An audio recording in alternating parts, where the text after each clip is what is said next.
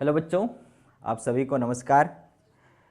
11th accountancy में हम unit number 4 लेन देनों का विलेखन भाग 2 और इसी में हम इससे रिलेटेड जो ऑब्जेक्टिव टाइप के क्वेश्चन हैं उनको हल करने वाले हैं। तो स्टार्ट करते हैं। आप सभी का वेलकम है। देखिए, क्वेश्चन नंबर फर्स्ट हमारे सामने दिया गया है कि जब फर्म रोकड़ बही बनाती है तो उसे बनाने की आवश्यकता नहीं है। भाई, जब फर्म के द्वारा रोकड़ बही बनाई जाती है तो रोकड़ बही और रोकड़ खाता ये दोनों एक जैसे होते हैं। तो यदि रोकड़ बही बनाई जाती है तो रोकड़ खाता बनाने की आवश्यकता नहीं होती है। तो इसलिए यहाँ बोला गया है कि जब फर्म रोकड़ बही बनाती है तो बनाने की आवश्यकता नहीं है। क्या आवश्यकता नहीं है? खाता बही में रोकड़ व बैंक खाता बनाने की आवश्यकता नहीं होती है। द्विस्तंभीय रोकड़ पुस्तक में अभिलिखित होता है। भाई, रोकड़ बही single column, double column, triple column, खुदरा रोकड़ बही ऐसे अलग अलग प्रकार की होती है। तो द्विस्तंभीय रोकड़ पुस्तक में अभिलिखित होता है। क्या अभिलिखित होता है? सभी लेन देन, नगद व बैंक संबंधी लेन देन। तो भाई, रोकड़ बही मतलब रोकड़ से रिलेटेड लेन देन होगा और द्विस्तंभ है मतलब कि रोकड़ और बैंक से रिलेटेड जो व्यवहार है उनको इसके अंतर्गत लिखा जाता है। रोकड़ी खरीदे हुए माल को अभिलिखित किया जाएगा। रोकड़ी मतलब नगद। कई बच्चों को ये शब्द समझ में नहीं आता है ना। तो रोकड़ी खरीदे हुए, नगद खरीदे गए माल को अभिलिखित किया जाएगा। अभिलिखित करना मतलब लिखना। अभिलिखित करना का मतलब क्या होता है? उसको लिखना। तो रोकड़ी या नगद खरीदे गए माल को लिखा जाता है या अभिलिखित किया जाएगा। किसमें? रोकड़ बही में। ठीक। फिर रोकड़ बही में कौन से लेन देन नहीं लिखे जाते हैं? सिंपल सी बात है, रोकड़ बही में रोकड़ लेन देन लिखे जाएंगे। तो कौन से नहीं लिखे जाएंगे? उधार प्रकृति के व्यवहारों को उसमें हम नहीं लिखेंगे। फिर आएंगे, रोकड़ बही में बैंक खाते का जमा शेष प्रदर्शित करता है। वे देखो, रोकड़ बही हो या बैंक खाता हो, दोनों का डेबिट शेष होता है। मतलब आपका रोकड़ बही का तो हमेशा डेबिट शेष ही होगा, कभी भी क्रेडिट शेष नहीं होगा। लेकिन बैंक खाते का डेबिट मतलब बैंक में पैसा आता है तो डेबिट और जाता है तो क्रेडिट। तो डेबिट शेष है मतलब आपका बैंक में बैलेंस है। और यदि क्रेडिट शेष हुआ इसका मतलब कि आपने बैंक से पैसा ज़्यादा निकाल लिया है, उसको हम बोलते हैं बैंक अधिविकर्ष। तो रोकड़ बही में बैंक खाते का जमा शेष होना, तो जमा शेष होने को हम बोलते हैं अधिविकर्ष बोलते हैं कि आपने बैंक से अधिक पैसा निकाल लिया है। खातों को संतुलित करने का अर्थ क्या होता है? तो नाम व जमा पक्ष के योग के अंतर की गणना करना, इसको बोला जाता है संतुलित करना। भाई, हम डेबिट और क्रेडिट दोनों पक्षों को जोड़ते हैं और दोनों का बैलेंस निकालते हैं और फिर दोनों खातों के दोनों योग को बराबर कर देते हैं। इसे माल के मूल्य में से घटा दिया जाता है। किसे? बट्टे को। मतलब जो बट्टा होता है, डिस्काउंट होता है, उसे माल के मूल्य में से घटा दिया जाता है। क्रय बही में किसका लेखा किया जाता है? तो क्रय बही मतलब क्रय बही में केवल उधार माल का लेखा होता है। सभी उधार माल क्रय। ठीक है, सभी उधार माल क्रय। आपने जो भी उधार माल खरीदा है उसका लेखा उसके अंतर्गत किया जाता है। क्लियर? अब हम चलेंगे रिक्त स्थानों की तरफ। तो रिक्त स्थान देख लेते हैं। रोकड़ बही एक क्या है? तो रोकड़ बही एक खालिस्तान रोजनामचा है। तो रोकड़ बही एक सहायक रोजनामचा है। रोकड़ बही रोजनामचा मतलब जर्नल। इसे हम क्या बोलेंगे? इसे हम जर्नल भी कहते हैं। ठीक है, तो रोकड़ बही एक सहायक जर्नल है। फिर मूल रोजनामचे में केवल खालिस्तान छूट ही अभिलिखित की जाती है। तो जो जर्नल है उस जर्नल में केवल कौन सा बट्टा लिखा जाता है, कौन सा डिस्काउंट लिखा जाता है? नगद बट्टा। माल के पूर्तिकर्ता से क्रय माल में से यदि कुछ माल वापस किया जाता है तो उसका अभिलेखन किसमें किया जाएगा? क्रय वापसी। किसमें किया जाएगा? क्रय वापसी बही में। क्रय वापसी रोजनामचे मतलब क्रय वापसी बही में होगा। उधार बेची गई संपत्ति का अभिलेखन खालिस्तान में होगा। भाई, उधार बेची गई संपत्ति, भाई जैसे नगद का लेखा रोकड़ बही में, उधार का लेखा क्रय बही, विक्रय बही, क्रय वापसी बही, विक्रय वापसी बही इसमें होता है। तो फिर संपत्ति आपने उधार खरीदी तो उसका लेखा कहाँ किया जाएगा? संपत्ति भाई नगद खरीदी तो रोकड़ बही में, उधार खरीदी तो भाई माल उधार खरीदना बेचना उसका होगा क्रय बही, विक्रय बही में। लेकिन संपत्ति तो माल नहीं है। अब संपत्ति उधार खरीदी उसको कहाँ लिखोगे, तो मुख्य जर्नल में, ठीक है। तो उधार बेची गई संपत्ति का अभिलेखन मुख्य जर्नल में होता है। फिर है द्विस्तंभीय रोकड़ बही में रोकड़ और बैंक, द्विस्तंभीय रोकड़ बही में किसका किसका लेखा होता है, रोकड़ और बैंक से रिलेटेड व्यवहारों का लेखा होता है। रोकड़ बही में नाम पक्ष का योग उसके जमा पक्ष के योग से कैसा होता है, अधिक होता है, क्योंकि नाम पक्ष का मतलब होता है जब भी पैसा आता है तो डेबिट और जाता है तो क्रेडिट, तो हमेशा आने वाला पैसा ज़्यादा ही होगा, क्रेडिट पक्ष कम होगा। रोकड़ बही में खालिस्तान सौदों का लेखा नहीं किया जाता, उधार व्यवहारों का लेखा नहीं किया जाता। द्विस्तंभीय रोकड़ बही में खालिस्तान संबंधी लेन देनों का अभिलेखन भी किया जाता है, तो द्विस्तंभीय रोकड़ बही में बैंक संबंधी व्यवहारों का लेखा भी किया जाता है। रोकड़ बही के बैंक स्तंभ का जमा शेष क्या दिखाता है, अधिविकर्ष की स्थिति दिखाता है। अधिविकर्ष का मतलब ये होता है कि आपने बैंक से ज़्यादा पैसा निकाल लिया, आपका बैंक में पैसा है ही नहीं और आपने निकाल लिया। फिर है खुदरा रोकड़िए को अवधि के आरंभ में दी गई रोकड़ संपत्ति कहलाती है। भाई आपने एडवांस में उसको जो पैसा दिया है वो आपकी क्या है, संपत्ति है। खालिस्तान क्रय किए गए माल को क्रय पुस्तक में अभिलिखित किया जाता है। उधार, आपने जो उधार माल खरीदा है उसे आप कहाँ लिखेंगे, क्रय पुस्तक में, ठीक। सही जोड़ी, तो पहले तो ये वाली सही जोड़ी देखेंगे हम। क्रय बही, तो क्रय बही का संबंध किससे है, उधार क्रय से, क्योंकि क्रय बही में केवल उधार क्रय का लेखा होता है, विक्रय बही में उधार विक्रय का लेखा होता है। प्राप्य पत्र बही में प्राप्य पत्र का लेखा होता है, देय विपत्र बही में देय विपत्र का लेखा होता है, और मुख्य जर्नल में शेष सौदों का लेखा होता है। बहुत ईजी थी, ठीक है, आसान से सही जोड़ी। दूसरी सही जोड़ी देख लेते हैं। फुटकर रोकड़ बही मतलब खुदरा रोकड़ बही, तो प्रति प्रविष्टि रोकड़ बही में लेखा नहीं, शेष लेन देनों का लेखा 6 खाने वाली होती है। या अब खतौनी नहीं की जाती, किसकी खतौनी नहीं की जाती, अब हम सबसे पहले देख ले मुख्य जर्नल, ठीक है। तो मुख्य जर्नल मीन्स शेष लेन देनों का लेखा, उधार बिक्री प्रति प्रविष्टियों की नहीं होती है। फुटकर रोकड़ बही में लेखा नहीं। फिर उधार बिक्री, फुटकर व्यय खाते के क्रेडिट पक्ष में,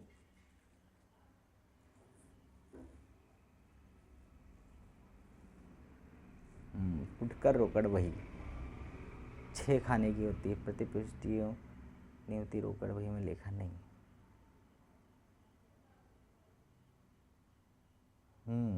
उधार बिक्री, तो उधार बिक्री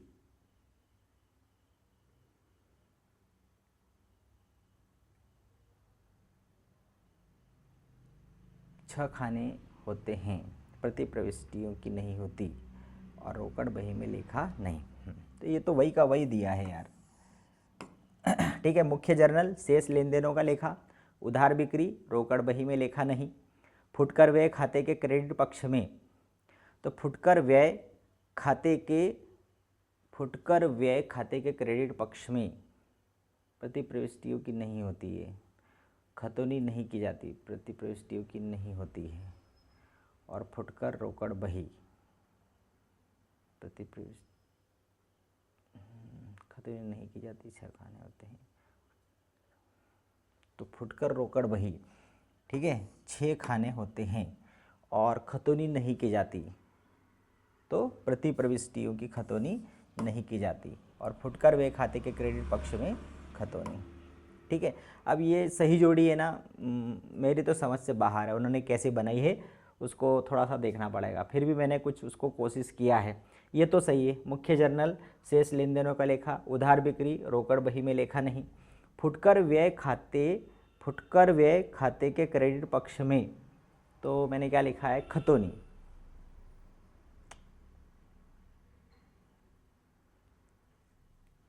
और फुटकर रोकड़ बही में 6 खाने होते हैं और खतौनी नहीं की जाती है, तो प्रति प्रविष्टि की नहीं होती है। चलो ठीक है, सत्य सत्य चलते हैं, क्योंकि कुछ बातें उसमें तो मुझे कन्फ्यूजन लग रहा है।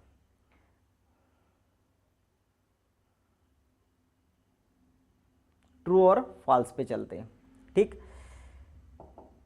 रोजना मचा गौण प्रविष्टियों की पुस्तक है, तो ये गलत है। रोजना मचा में ओरिजिनल प्रविष्टियां होती है, गौण मतलब सहायक। ठीक है, यदि किसी प्रविष्टि में एक खाते को नाम व एक से अधिक खातों को जमा पक्ष में अभिलिखित किया जाता है तो ऐसी प्रविष्टि को संयुक्त प्रविष्टि कहते हैं या मिश्रित प्रविष्टि कहते हैं। बिल्कुल भाई, जैसे मान लो आपने 3 लोगों से माल खरीदा, तो क्रय खाता डेबिट ए से, बी से, सी से, तो ये क्या होगी? मिश्रित प्रविष्टि होगी, मतलब 3 लोगों से उधार माल खरीदा। तो उधार पर विक्रय हुई संपत्तियों का अभिलेखन किया जाता है। भाई, उधार पर विक्रय हुई परिसंपत्तियों का अभिलेखन किया जाता है, क्यों नहीं किया जाएगा? बिल्कुल। ठीक है, क्रय पुस्तक में नगद व उधार क्रय का अभिलेखन किया जाता है, गलत। क्रय पुस्तक में केवल उधार का अभिलेखन होता है, नगद का नहीं। विक्रय योजना मचे में रोकड़ विक्रय की प्रविष्टि की जाती है, गलत। और विक्रय बही में, विक्रय योजना मचा मतलब विक्रय बही में तो केवल उधार विक्रय की प्रविष्टि होती है, रोकड़ विक्रय की नहीं। रोकड़ बही में प्राप्तियों भुगतानों संबंधी लेन देनों का अभिलेखन किया जाता है, बिल्कुल राइट। भाई, प्राप्ति होगी तो डेबिट और भुगतान होगा तो क्रेडिट। खाता बही एक सहायक पुस्तक है, गलत है। सहायक नहीं है, वो प्रधान पुस्तक है। खुदरा रोकड़ बही में बड़े भुगतानों का अभिलेखन किया जाता है, गलत। खुदरा मतलब छोटे छोटे। रोकड़ बही में नाम पक्ष में नगद प्राप्तियों का अभिलेखन होता है, बिल्कुल। डेबिट में नाम पक्ष में प्राप्ति और क्रेडिट पक्ष में भुगतान। ऐसा लेन देन जिसका अभिलेखन रोकड़ बही के नाम और जमा दोनों पक्ष में हो विपर्यय लेन देन कहलाते हैं। विपर्यय का मतलब होता है क्या बोलेंगे उसको? कॉन्ट्राइंट्री। एक शब्द यहाँ पर ऊपर आया था अभी, है ना, प्रति प्रविष्टि बोलते हैं। प्रति प्रविष्टि, विपर्यय या कॉन्ट्राइंट्री अंग्रेजी में बोलते हैं। खातों के संतुलन से तात्पर्य है नाम और जमा का योग निकालना और शेष निकालना, बिल्कुल राइट है। और मशीन की उधार खरीद को क्रय योजना मचे में अभिलिखित किया जाएगा, नहीं। कहाँ किया जाएगा? उसे मुख्य जर्नल में लिखा जाएगा। फिर आगे बढ़ते हैं हम, एक वाक्य वाले या एक शब्द वाले। ठीक है, तो एक शब्द वाले हैं। वर्तमान समय में फुटकर रोकड़ बही रखने की वैज्ञानिक एवं उपयोगी प्रणाली कौन सी है? खुदरा रोकड़ बही। खुदरा रोकड़ बही ऐसी प्रविष्टि जो रोकड़ बही के 2 स्तंभों को एक साथ विपरीत दिशा में प्रभावित करती है, उसको हम बोलते हैं प्रति प्रविष्टि। फिर रोकड़ बही के क्रेडिट पक्ष में किन खातों को लिखा जाता है? तो रोकड़ बही के क्रेडिट पक्ष में किन खातों को लिखा जाता है? तो भुगतान से रिलेटेड जितना भी भुगतान होता है क्रेडिट में लिखते हैं। प्रतिदिन रोकड़ बही लिखने के लिए सर्वप्रथम नाम पक्ष में क्या लिखा जाता है? तो प्रारंभिक रोकड़ शेष। क्या लिखा जाता है? प्रारंभिक रोकड़ शेष। फिर है रोकड़ बही के डेबिट पक्ष का योग क्रेडिट पक्ष का योग। डेबिट पक्ष का योग ऋण क्रेडिट पक्ष का योग बराबर शेष कहलाएगा या शेष रोकड़ शेष। फुटकर रोकड़ बही में विवरण के कितने खाने होते हैं? तो विवरण का एक कॉलम होता है। फिर रोकड़ बही का शेष सदैव कौन सा शेष होता है? तो रोकड़ बही का शेष सदैव डेबिट ही होता है, क्योंकि डेबिट पक्ष हमेशा बड़ा रहता है। उधार विक्रय का लेखा कौन सी बही में किया जाता है? तो उधार विक्रय का लेखा विक्रय बही में किया जाता है। उधार क्रय का लेखा क्रय बही में, उधार विक्रय का लेखा उधार विक्रय बही में। जब व्यापारी खरीदा हुआ माल वापस लौटाता है तो वह माल के साथ एक नोट विक्रेता को भेजता है जिसमें माल की मात्रा, कीमत आदि का विवरण होता है। उसे क्या कहते हैं? तो उसे हम बोलते हैं डेबिट नोट। क्या बोलते हैं? Debit note. छोटे छोटे व्ययों का लेखा रखने के लिए किस बही का प्रयोग किया जाता है? तो खुदरा रोकड़ बही। फिर है जर्नल प्रविष्टि का ही एक अंग मानी जाने वाली बहियां कौन सी है? तो सहायक बहियां। क्या बोलते हैं उसको? सहायक बही।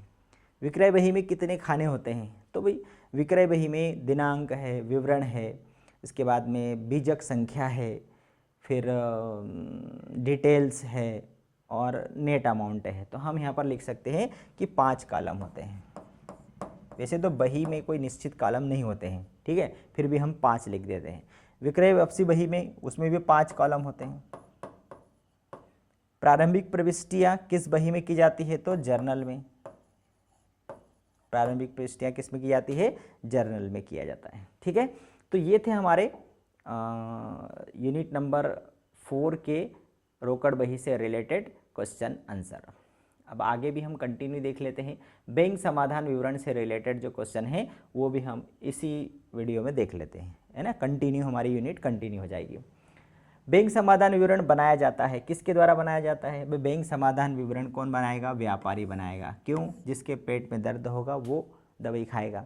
तो प्रॉब्लम किसको है? व्यापारी को है। क्यों? क्योंकि उसकी रोकड़ बही पासबुक दोनों मिल नहीं रही है, इसलिए वो बैंक समाधान विवरण बनाता है। बैंक समाधान विवरण किन पुस्तकों के आधार पर बनाया जाता है? तो रोकड़ बही और पासबुक, इन दोनों के आधार पर बनाया जाता है।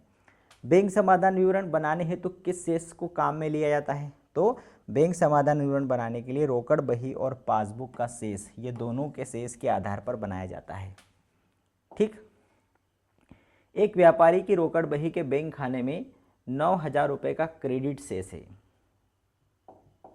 बैंक खाने में 9,000 रुपये का क्रेडिट शेष है, मतलब ओवरड्राफ्ट है।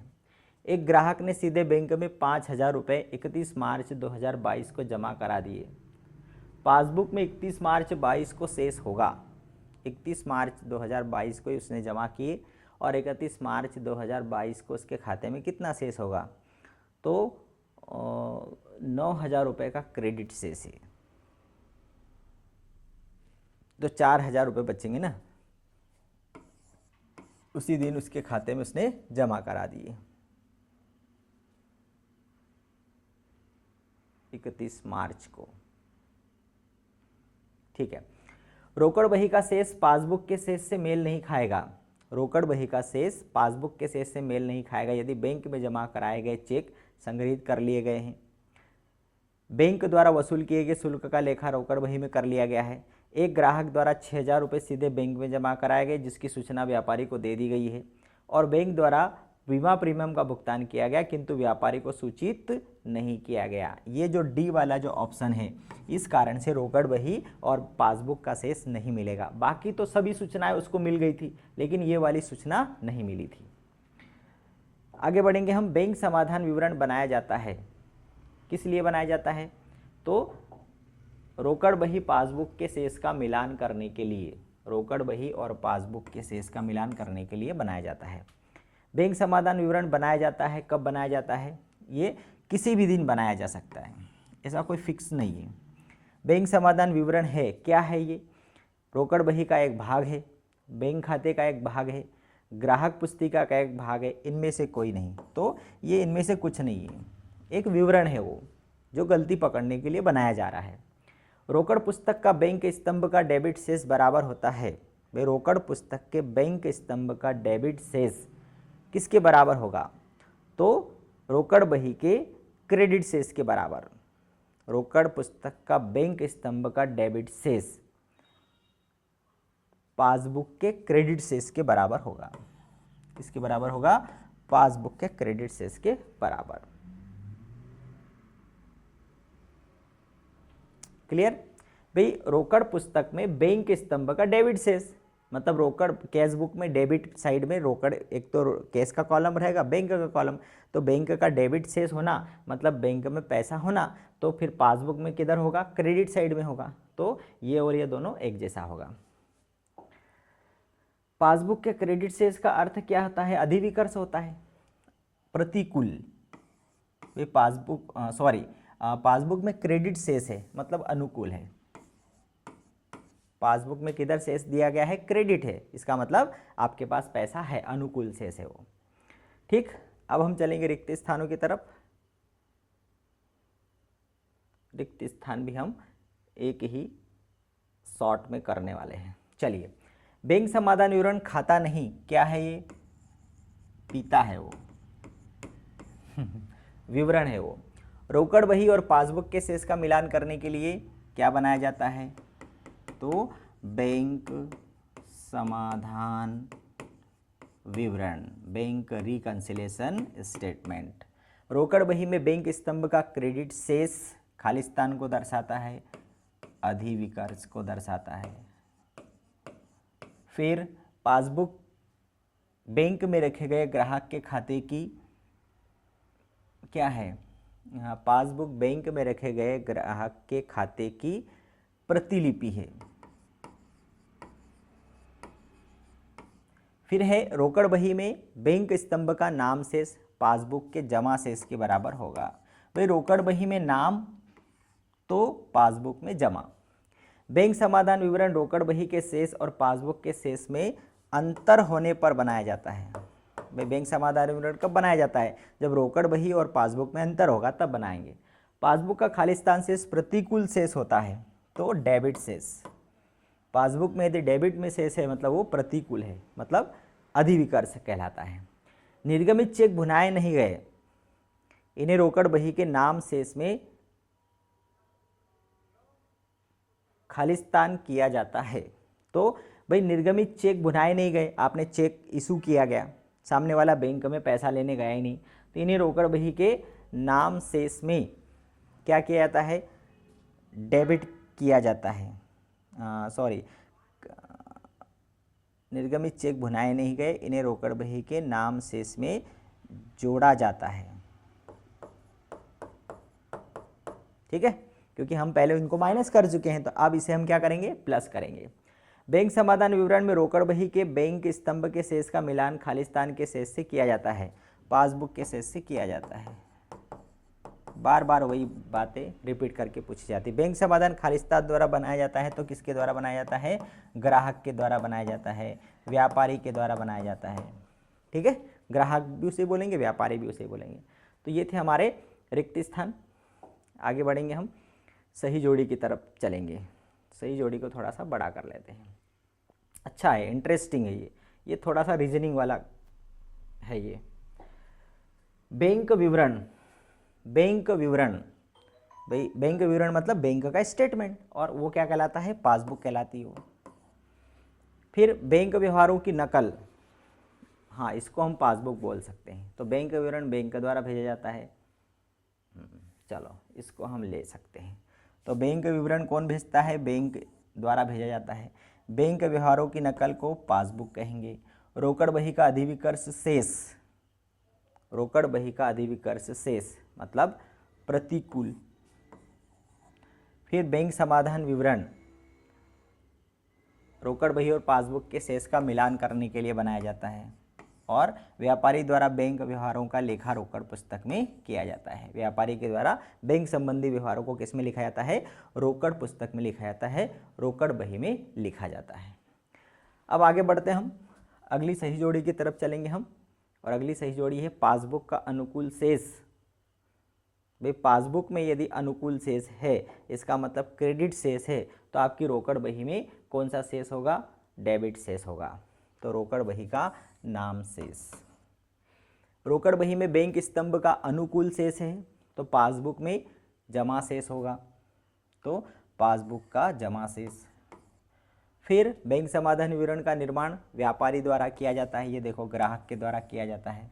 ग्राहक द्वारा बैंक खाते में सीधे जमा करना, रोकड़ बही में नाम शेष में उसको भी जोड़ देंगे। कोई ग्राहक ने सीधे बैंक में खाते में जमा कर दिया तो आप इधर रोकड़ बही में क्या कर दोगे? उसको ऐड कर दोगे, जोड़ दोगे।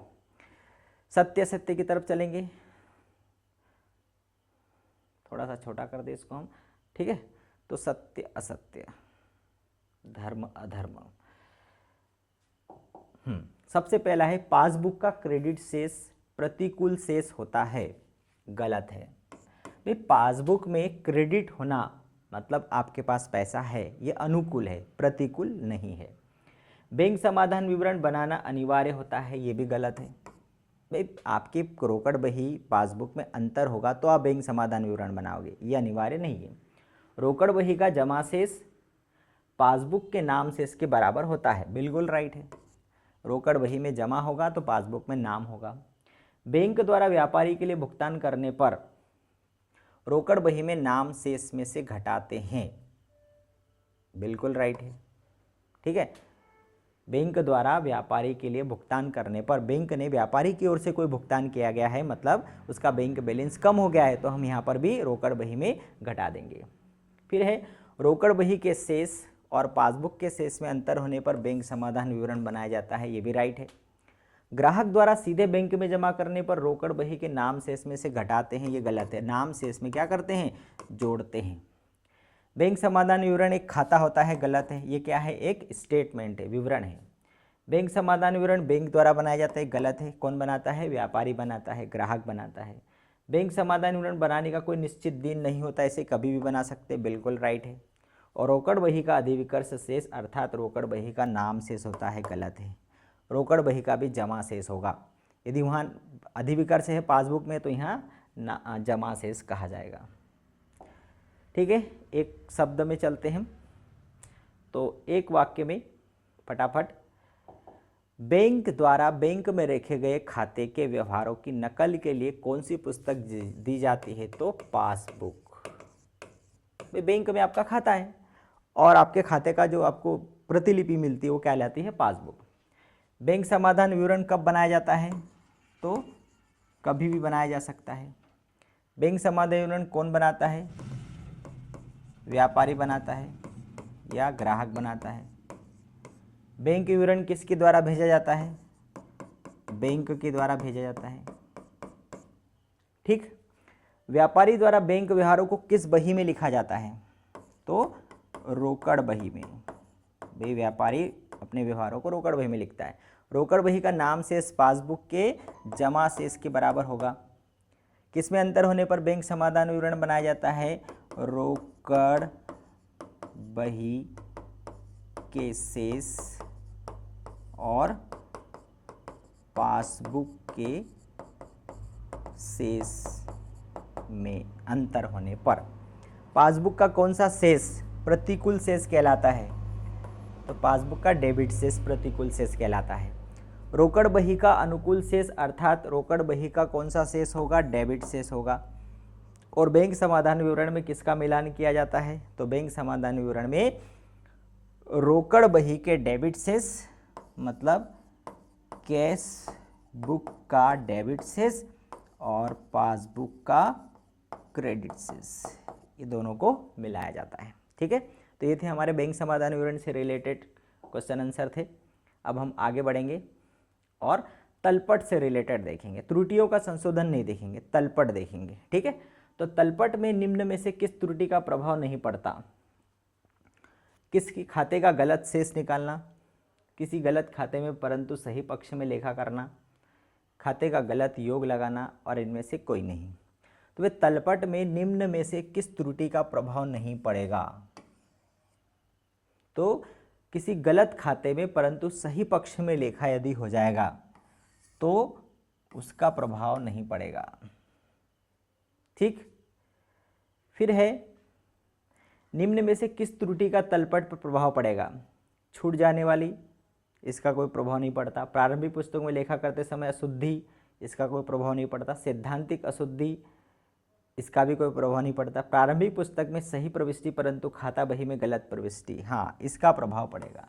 आपने जर्नल में लिखा 10,000 और आपने खाता बही में खतौनी करते समय लिखा 1,000, तो उसका प्रभाव आपको पड़ता हुआ दिखाई देगा। और इसको एक बार और देख लेते हैं कि निम्न में तलपट में निम्न में से किस त्रुटि का प्रभाव नहीं पड़ता है? किसी खाते का गलत शेष निकालना, किसी गलत खाते में परंतु सही पक्ष में लेखा करना, उसका कोई प्रभाव नहीं पड़ेगा। तो ये तो सही था हमारा। ठीक है, तीसरे नंबर पर चलेंगे। निम्न में से कौन सा खाता डेबिट शेष प्रदर्शित करता है? ये तो मालूम होगा आपको, मशीनरी खाता। मशीन खाते का हमेशा शेष डेबिट होता है, पूंजी खाते का क्रेडिट होता है, बैंक अधिविकर्ष खाते का क्रेडिट होता है, विक्रय खाते का क्रेडिट होता है, लेकिन मशीन खाते का शेष डेबिट होता है। तो हमारा आंसर आ गया डी। तलपट तैयार किया जा सकता है किससे? खातों के शेषों से, खातों के योग से, खातों के शेषों एवं योग से और इन सभी से। तो ये तीनों प्रकार की पद्धति आ गई, तीनों विधियां हमारे सामने आ गई।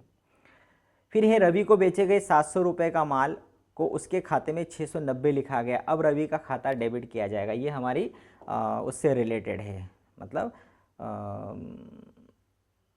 अशुद्धियों के संशोधन से रिलेटेड है। यदि उद्धृत खाता त्रुटि सुधार के बाद भी बंद नहीं हुआ है तो इसका आशय ये है कि एक पक्षीय त्रुटि विद्यमान है, द्विपक्षीय त्रुटि विद्यमान है, दोनों त्रुटियां विद्यमान है या कोई त्रुटि विद्यमान नहीं है। तो यहाँ पर एक पक्षीय त्रुटि विद्यमान है। ठीक है, फिर तलपट में दिखाया गया उद्धृत खाता दिखा जाएगा, तो ये एक प्रकार से अस्थायी खाता होता है, ठीक है। तो तलपट में दिखाया गया जो उचंत खाता है उपरोक्त में से कोई नहीं। फिर है तलपट। तलपट क्या है? तलपट है शेषों की सूची। तलपट क्या है? शेषों की सूची। इसको हमें थोड़ा सा देखना पड़ेगा, ये मुझे डाउट है, ठीक है। तो इस पर थोड़ा सा अभी आप लोगों को क्वेश्चन मार्क लगाता मैं। तलपट परीक्षण करता है किसका? गणितीय शुद्धता का परीक्षण करता है। तलपट के द्वारा किसकी परीक्षा की जाती है? गणितीय शुद्धता की जांच की जाती है। निम्न में से किस खाते का शेष तलपट के डेबिट पक्ष में दिखाया जाएगा? तो देनदार, ये डेबिट होगा। लेनदार क्रेडिट, पूंजी क्रेडिट, बैंक अधिविकर्ष क्रेडिट। तलपट तैयार कब किया जाता है? तो ये वर्ष के अंत में, ठीक है। तो ये थे हमारे ऑब्जेक्टिव टाइप। अब हम चलेंगे रिक्त स्थानों की तरफ। तो इसमें अशुद्धियों के संशोधन से रिलेटेड यदि रिक्त स्थान है तो उसको हम क्या करेंगे? थोड़ी देर के लिए होल्ड कर देंगे, मतलब उसको हम शामिल नहीं करने वाले हैं क्योंकि वो अभी हमारे कोर्स में नहीं है। अगर उधार क्रय की राशि की प्रविष्टि पुस्तकों में नहीं हो पाई है, फर्नीचर क्रय का लेगा, ठीक है। तो अभी हम इसको यहीं तक, क्योंकि आप लोगों को कन्फ्यूज़न खड़ा हो जाएगा क्योंकि इसमें अशुद्धियों का संशोधन भी इसमें मिक्स है और अभी हमारे पास इतना टाइम नहीं है कि आप इसमें भी उलझो, ठीक है। तो अभी तक मैंने जितने आपको पढ़ाया है, अभी तक हमने जो वीडियो बनाए हैं ऑब्जेक्टिव से रिलेटेड, उनको आप देखिए तो आपके अधिकांश क्वेश्चन के जवाब आपको इसमें मिल जाएंगे, ठीक है। अभी क्वार्टरली एग्ज़ाम के बाद फिर हम इसको टू बी कंटिन्यू करेंगे और इसके और भी बहुत सारी जो बातें हैं उसको हम समझने वाले हैं। तो चौहान एकेडमी पर आप बने रहिए, जुड़े रहिए। आप नए हैं तो चैनल को सब्सक्राइब करें। अच्छा लगा वीडियो, अच्छा लगे तो आप लाइक करो, दोस्तों के साथ ज़्यादा से ज़्यादा शेयर करो, क्योंकि इसके ऊपर जो भी वीडियो हम बनाते हैं वो सारे फ्री ऑफ कॉस्ट हैं, ठीक है। और आपको सरल भाषा में कंटेंट उपलब्ध कराया जाएगा, मतलब इसके PDF नोट्स भी हैं, ठीक है। तो जो बच्चा हमारे से जुड़ा हुआ है उसके पास बिल्कुल PDF नोट्स भी हम अवेलेबल कराते हैं, और जो उसकी समस्याएं हैं, न्यूमेरिकल समस्या है, वो हम यहाँ पर करवाते हैं, ठीक है। तो इसके बाद फिर अगले वीडियो में मिलेंगे, तब तक के लिए नमस्कार।